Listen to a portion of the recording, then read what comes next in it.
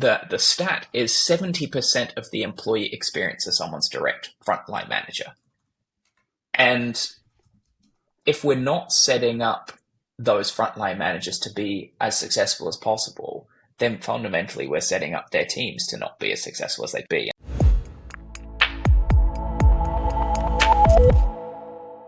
Welcome back to another episode of the Revenue Reimagined podcast. We are stoked. We have with us, man, I'm talking fast today, with us, Alex McNaughten, who's coming to us from New Zealand.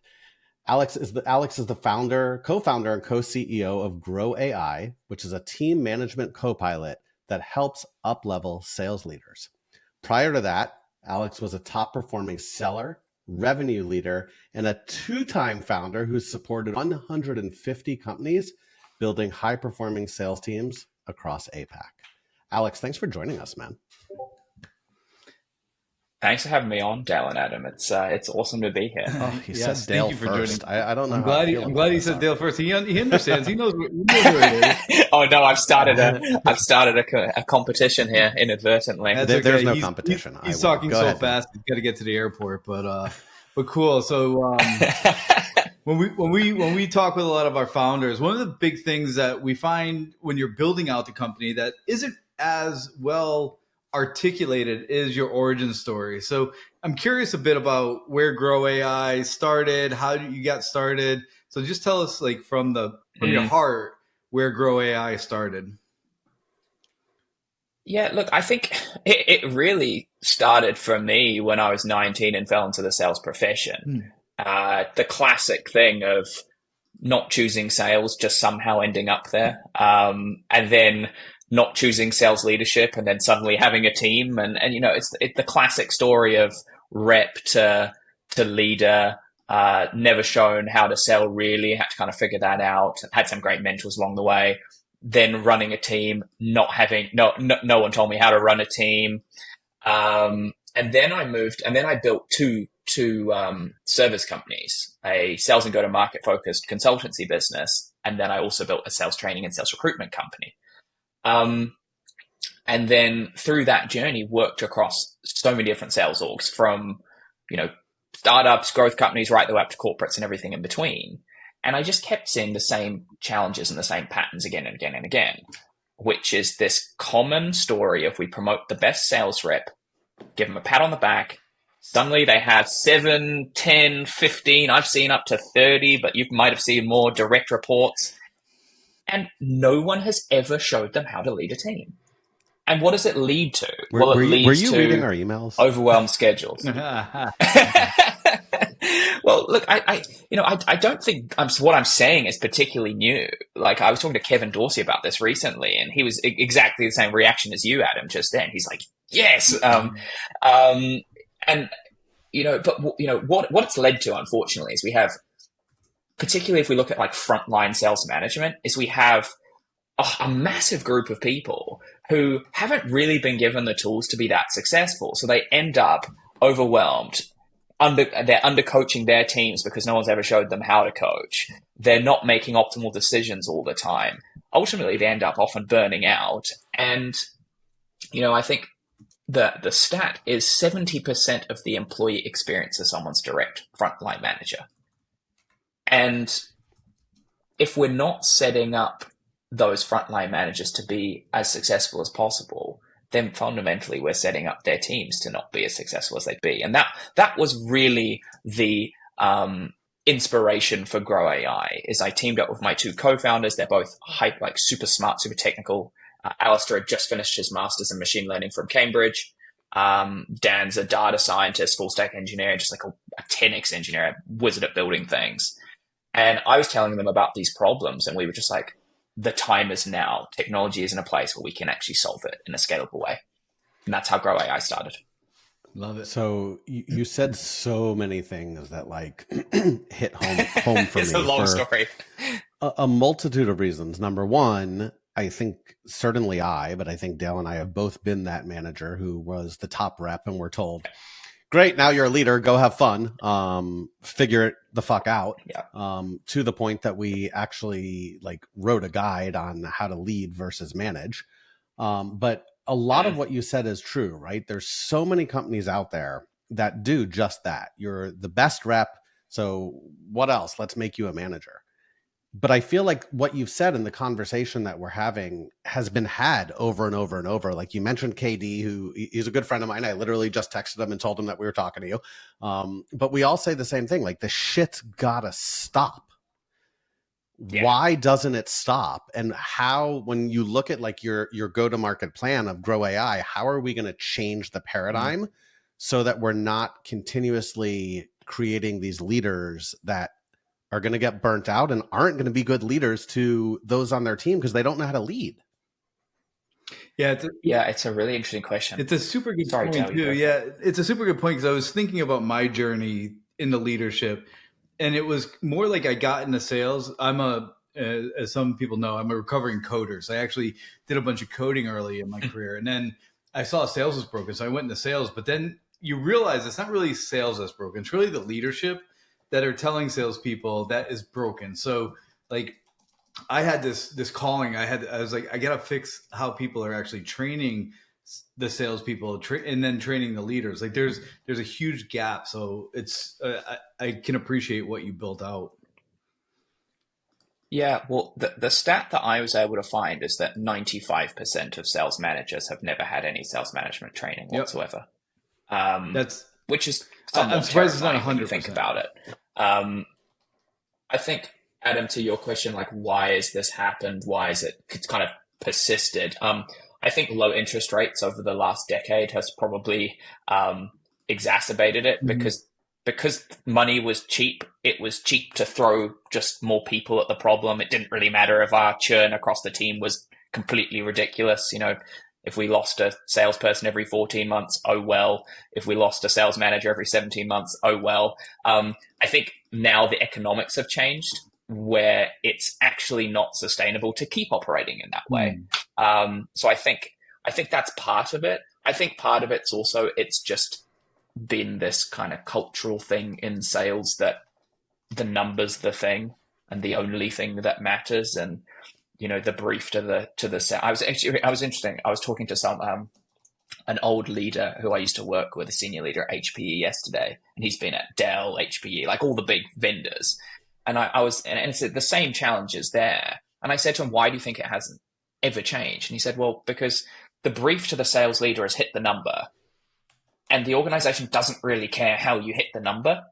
So there's no standardization in terms of how the teams run. There's no standardization, like how you have a one-on-one, how often should you coach, what should you coach to. There's no real standardization about any of that. But the problem is, it's just not, like, what we're doing isn't working. 39% average quota attainment. That's not good enough. Nope. You can't build a business off that. Nope. 100%. It blows my mind that even with that, and what you just said is key, the only coaching a sales leader gets is go hit the number. Not this is how you develop your people. Not, hey, let's figure out if the number is even the number. I was just having that conversation. Like, is this number even really the number? Or is this just, we want to hit this number?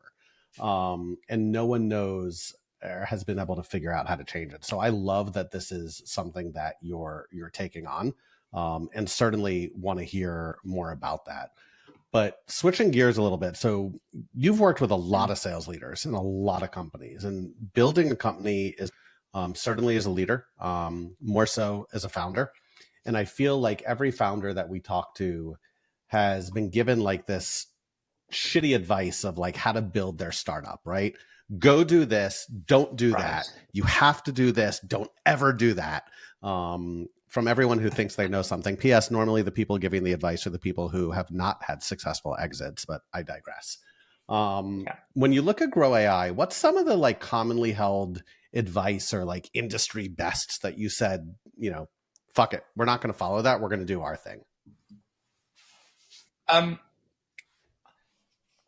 It's really interesting. I'm trying to think of a really specific example. I'll tell you what we have done, and we've been really deliberate about is we have been hurt. We were told things like right when we started this journey, like, you're crazy. There's all these big players in the space, you know, like, sure, there's not room for something, right? And we were just like, whatever, and we just carried on with it because And what we did is we just got obsessed with the customer, and we just built this effectively in a design partner relationship with a number of organizations. One of whom became our first paying customer as a NASDAQ listed mid-cap veterinary technology company.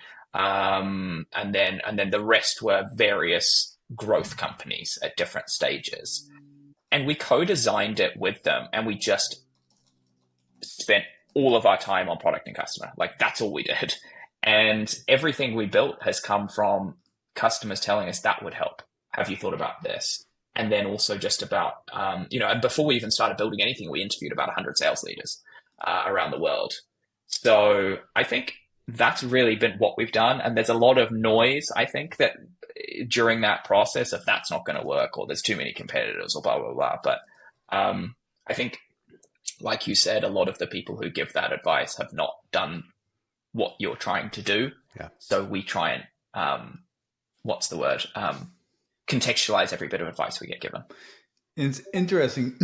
We're working with founders, and we talked about this before we got on, from Australia, and they're doing the same thing. They built their product with a design partner in mind. It was not like, we're going to build this in a vacuum, then we're going to go find a market for it. Like, they had the idea conceptually, they were building the product, and then they brought in a design partner to go through that design process with them. And on the back of that became a product that could revolutionize a particular industry. So it's very interesting, because so many people go build a product.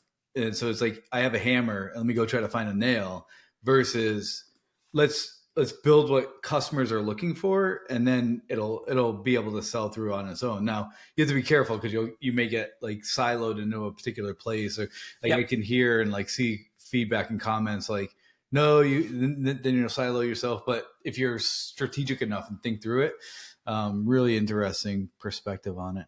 I really like that. I bet a lot of the stuff you've dealt with setbacks already. You guys are 9 months in, but I'm sure as you were evolving, setting this up, you've dealt with some setbacks, and a lot of the founders that listen to the podcast are dealing with some of these setbacks. So take a moment and just provide one setback that you had, one place, what the key lesson was, and how you adapted on it.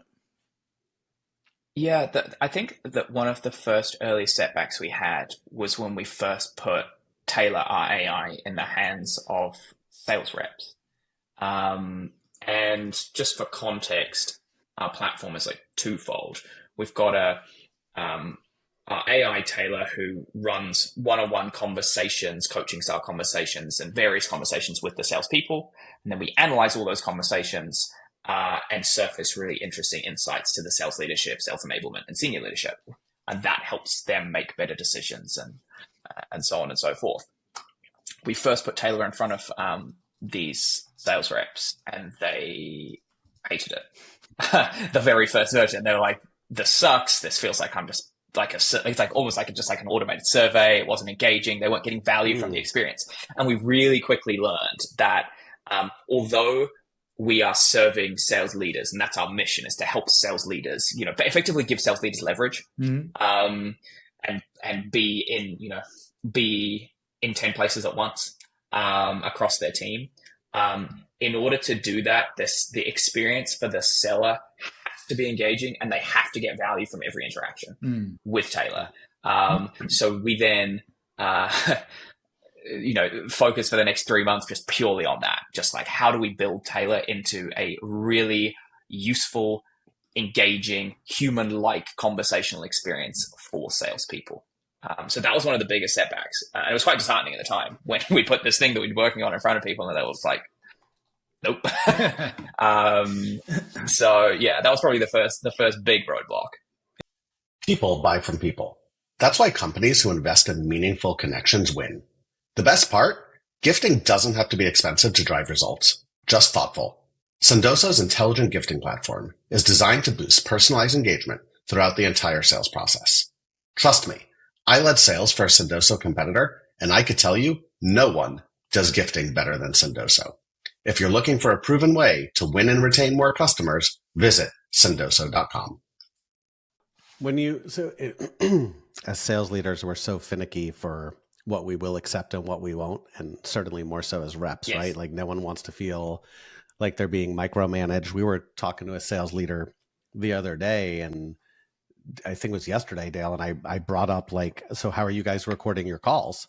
And the answer I got was like, we could never record our calls. We have senior reps, like we record calls. Like, what are you talking about? Like, it's this perception of like micromanaging, and it's not. It's how do you get better? Like, listen, I've been selling for 20 years. I record every single one of my calls. You definitely can get better. Right.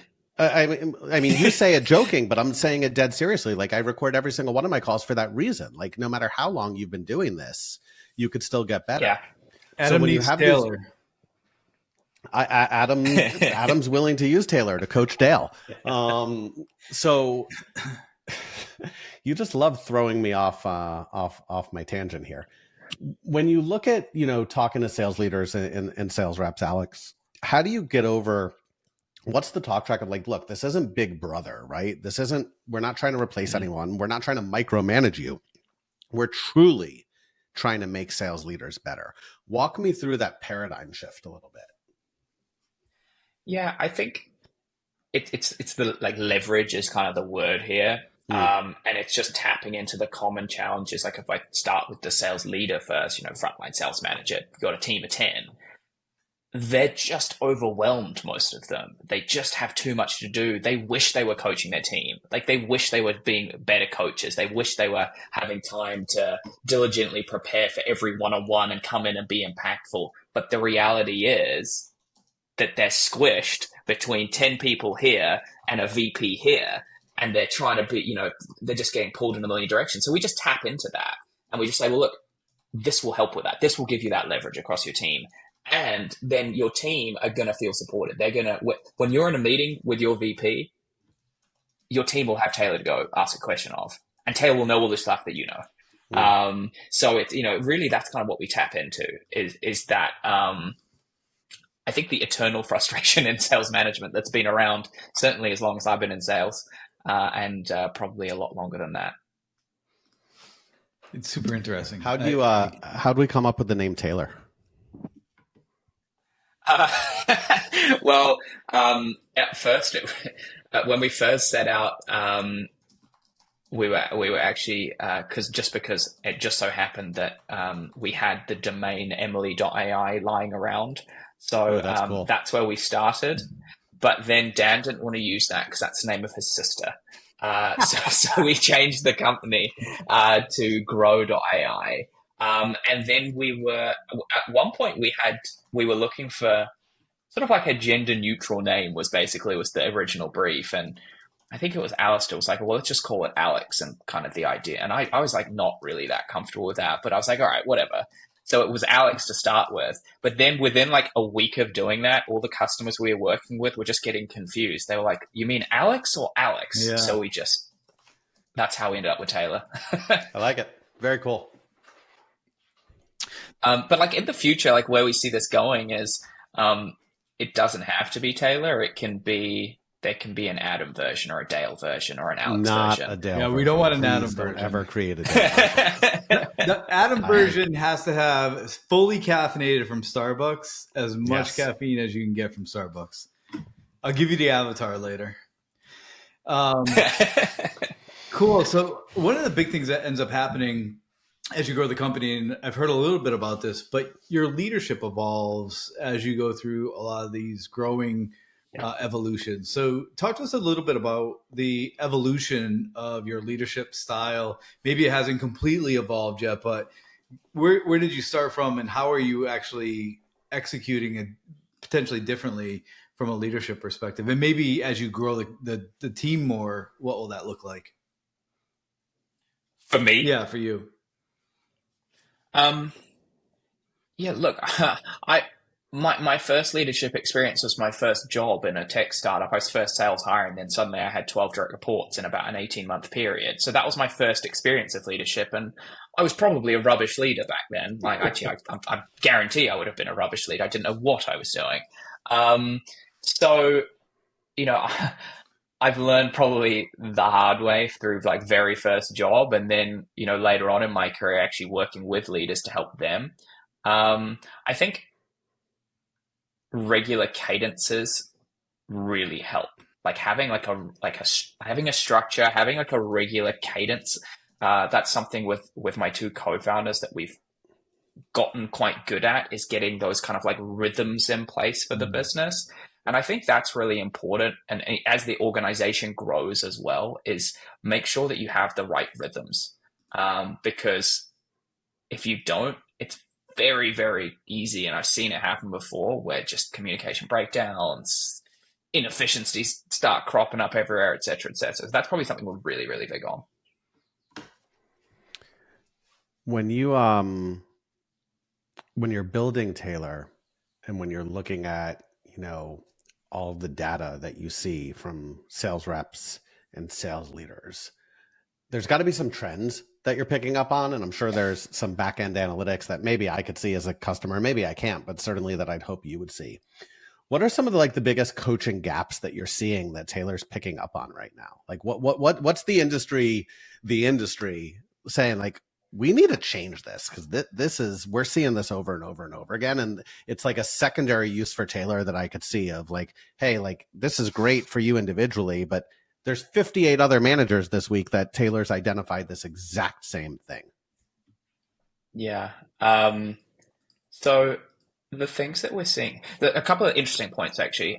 One is salespeople are more honest with Taylor than they are with their manager, even though they know that the insights from conversations go to their manager.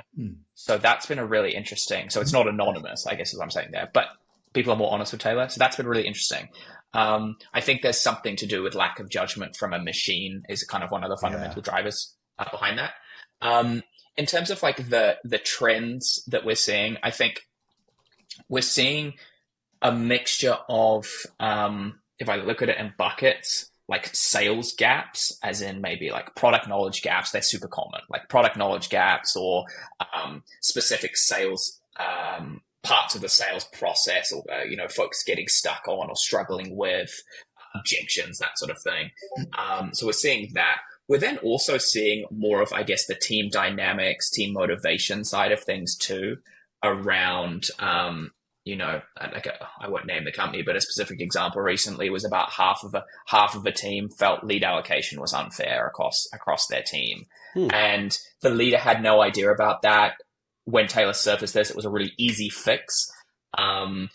But massive retention risk if you've got half your team kind of building resentment week in, week out. So we're picking up those kind of more team dynamic challenges as well across the different orgs we're working in. And then also picking up process gaps across orgs too. Sure. So picking up inefficient or ineffective processes. Super interesting. I like the lead, like those the challenges that you may have blind spots on because you don't know the right question to ask, but because Taylor doesn't have like the emotional pieces to it, because lead distribution, for example, could be a direct correlation of the leader potentially having favoritism towards one person or the other, but you couldn't really articulate that, and they probably subconsciously may be doing it, right? So that's very interesting. That's probably the biggest thing is leaders are consistently telling us this is surfacing things I didn't know was happening, or it's helping me make better and faster decisions about things I might have had a hunch about, like my spidey sense was tingling, but I didn't know what it was, and this is giving me the data to actually make a call on something. Got it. That's what we just keep hearing again and again and again.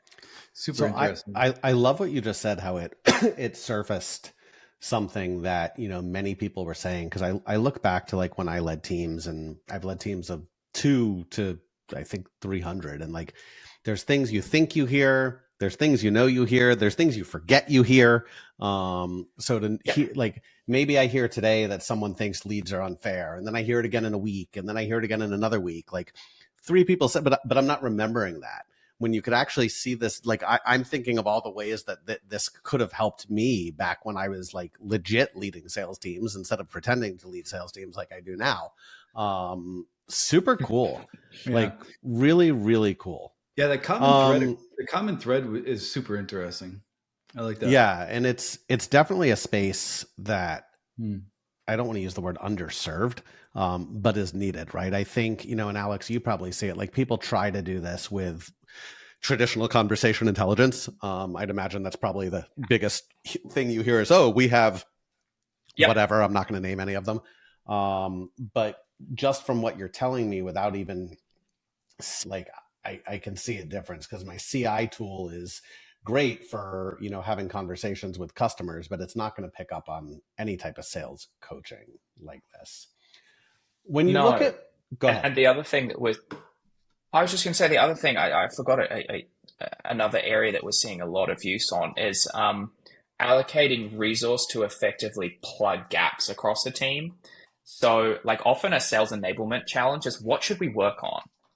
Like pipeline is giving us some sort of data, but we're not really sure, like, what do we actually build training around? What should we focus on? And we've heard that sales enablement teams are loving getting the data that we're giving them, because it's saying, well, actually, it's 2/3 of the team is struggling in this thing. That, like, exactly what we said, like they've been talking about this for a long time. They're still struggling. And then being able to attribute, hey, we've now put an intervention in place, and that's not a problem anymore. The team's not asking questions about that right now. That's good.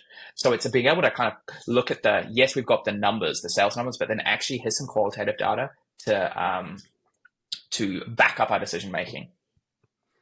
Yeah, super cool. Let me go ahead. No, please. After you, sir. He loves this part. So, this is the best part of Adam's day right here.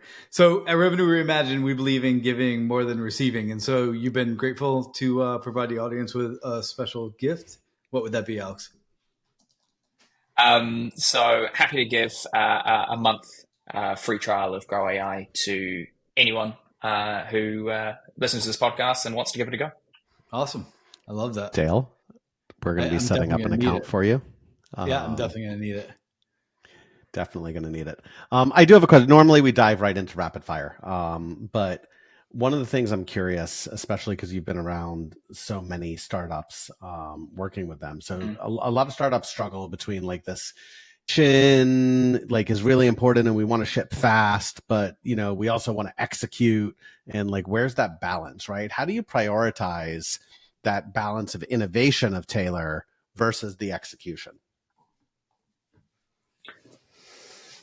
God, that's a good question. And I think my co-founders would have a better answer than me, in all honesty. But look, I think speed is really important. But obviously you want to maintain a good customer experience, and you don't ever want to lose that. But we do believe in, like, we have definitely tested stuff in the field. So like we've definitely released things. Maybe it was like 85, 90%, like a new feature, for example, like maybe it's like 85% good enough. We're like, actually, we'll say to our early customers, like, hey, we're just releasing this thing. Like, tell us what you think about it. And the learnings from doing that maybe a week earlier has then enabled us to make it 120% instead of just 100. So I think it is a balance, but that's sort of how we thought about it. I think the bigger you get, though, the less you can do that.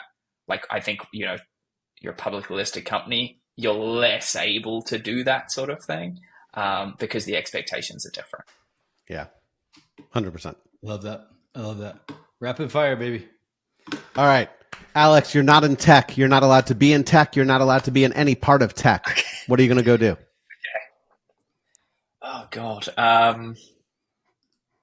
This is going to sound so childish, but I would absolutely love to be like a racing driver. I'm like such a petrol head. For me, that would be a brilliant time. Yeah. Why don't you tell them what happened to your car, Adam? Your nice electric car. My nice electric car that I was driving down the road and literally got a black screen and it said critical fault and the car stopped in the middle of the road. Yeah, true story. No.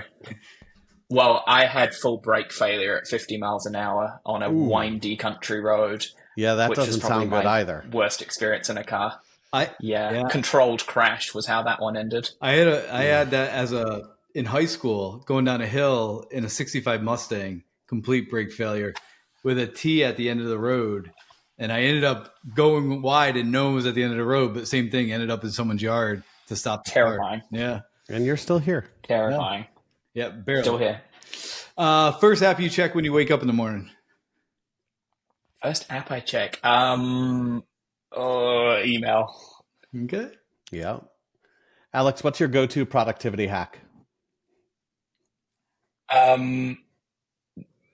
I don't like feeling too busy. If I start to feel really busy, it means I'm not being very productive. And then the second thing I'd add to that is always making space for like exercise, stuff that makes me feel good, because that ultimately makes me more productive. I love it. Cool. What's your favorite book related to entrepreneurship? There's so many. I really enjoyed Frank Slootman's Amp It Up that I read fairly recently. Yeah, probably that one's coming to mind first. Dale's on a book kick. He's using ChatGPT to write a book. I'm kidding. Okay. He's writing a book. He's not using ChatGPT to do it. But he's on. That's awesome. He's on a book kick. What other than your phone?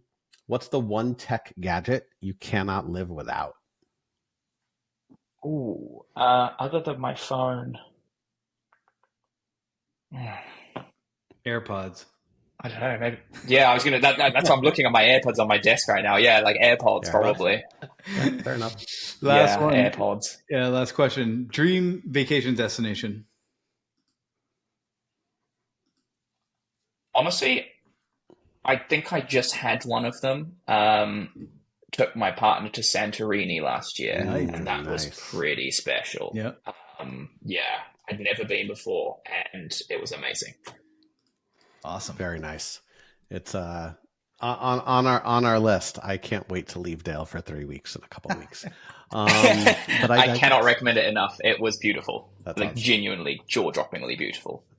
Can't wait. Not going there, but it's definitely on the list. Alex, this was super insightful for a lot of reasons. Number one, I know the tool I need to get to help train Dale. Number two, anytime that we get to talk to someone who really understands deeply that doing the same thing over and over and over and over and over again in the sales space that hasn't worked isn't going to work and is actively trying to fix it is something that I value tremendously. Where can people find you? Where can people find Grow AI? So best place to find Grow AI is grw.ai, grow.ai. Best place to find me, probably LinkedIn, Alex McNaughten. I'm fairly active there.